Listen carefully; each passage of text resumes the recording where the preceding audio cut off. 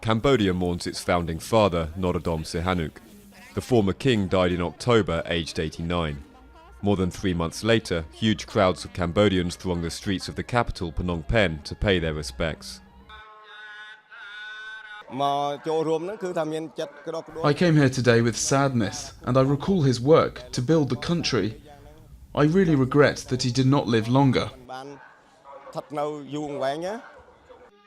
Sihanouk will be remembered for steering Cambodia through 6 decades, marked by independence from France, civil war, the murderous Khmer Rouge regime, his own exile, and finally peace.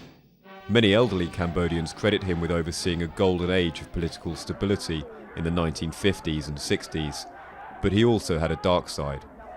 The Prince of Darkness was the man who, during his entire time in power up to 1970, and particularly in the 1950s and 60s in independent Cambodia, ran a pervasive secret police who, while he didn't personally execute people, certainly presided over the execution, largely clandestinely, of his opponents. His most controversial decision was to align himself with the Khmer Rouge after he was deposed in a coup. But Pol Pot's totalitarian regime placed Sihanouk under house arrest as it carried out its campaign of terror in which up to 2 million people were killed. And the king remained hugely popular among Cambodians. He has been through some extraordinary moments in history, in some extraordinary circumstances, but you have to admit he has managed it quite beautifully. Sihanouk will be cremated in the presence of his son, King Sihamoni, and other foreign dignitaries.